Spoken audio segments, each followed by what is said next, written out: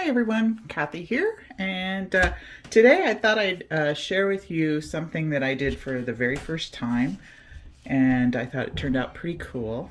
It's these gold overglaze decals to use on your ceramics, and these I bought from Sanbao Studios, otherwise known as China Clay Arts, and they have different patterns, different designs. I bought some butterflies and then I bought hearts, and I also have dragonflies, and they have different shapes and sizes. What I'm going to do today is just show you how to use them quickly, and then I'll show you some of the final products of mine that I just got back from Pottery Shop. So when you get these, you'll get them in a sheet, and what you want to do is cut out the one that you want to use. And I think for this little plate I'm going to do, I'm probably going to pick out this big butterfly here. So what we're going to do is cut this out. I just grabbed this teeny pair of scissors. I don't know why, just to make it harder on myself, I suppose. Anyway, we'll cut out the one we want. And you want to have some room temperature water according to their instructions. So I have my little container of water. And so I cut out my butterfly, and I'm going to set it face up. Just kind of helps me keep track of which side I'm going to put down, right? These are a water slide decal, so we'll just submerge it in water here for a second. And it's really easy to do these. What I have here, let's see, also is like a little plastic rib, and I have a sponge as well. So I'm just going to get actually just wet kind of the end of my sponge and wring it out. So if you've ever done rub-on tattoos or you know, the kind you wet onto your skin, I mean, it's kind of like the same kind of thing, but anyway, like I said, these are a slide decal, which means you put it in water for a while and it will kind of separate from the paper it's on and slide right off onto the piece you're using. So we'll take this out. It's only been in there for like a minute or so. It doesn't take too long. I'm just going to use my little tweezers, and I'll bring over the plate I'm going to put it on and try to figure out where I want to put it. I think I'm going to put it maybe down here. So I'm going to hold it here and just kind of slide it. Just kind of sliding it off to the side here onto my piece and pulling the paper out from under it. And it's kind of hard to see. You can kind of see it right here. So I'm going to take my little rib and it's kind of like you're squeegeeing out the water,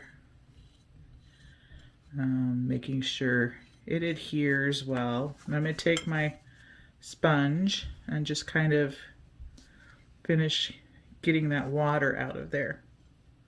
And then you want to let it dry and try not to touch it. So I've got a little bit of texture in the plate right here, so I'm just kind of trying to get the water out from under there. So that was it. Pretty easy.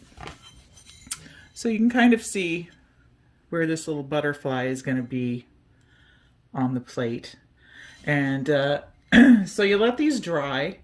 I rent kiln space at my local pottery shop, so the next time I have a full kiln load of glazed pieces, I will probably have more of these, and I'll add them on and take a whole load back again, because what you do is you get your glazed pieces and you put them on your glazed pieces, and then you have to fire them one more time, and this is to cone 019. So it's a cooler temperature, but still, anyway, it bakes off this yellow that you see, and you're left a pretty gold transfer.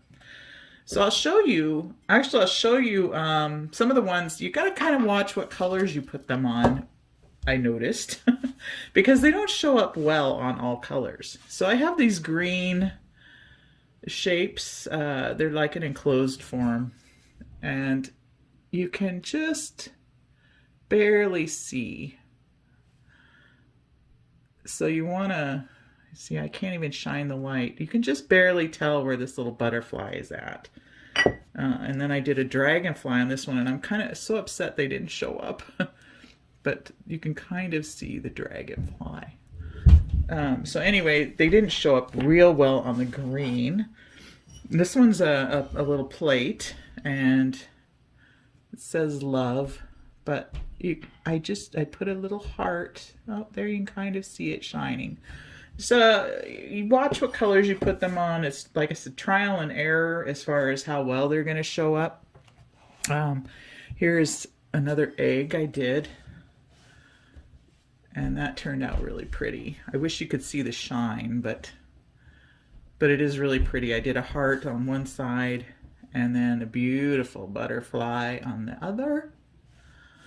I have some more. Let me see. I have a big dragonfly on this one, and it turned out beautiful. And then there's a little, like a kind of like a spent dandelion design, if you can see that really well. But they do turn out really lovely. Here's another vase I did. It says love on it, and so I put a little heart and butterfly on it as well.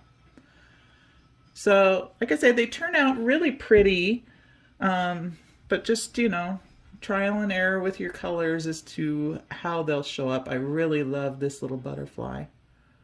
It's so delicate, almost like a little feathery moth kind of butterfly, and then I put the dandelion on the other side.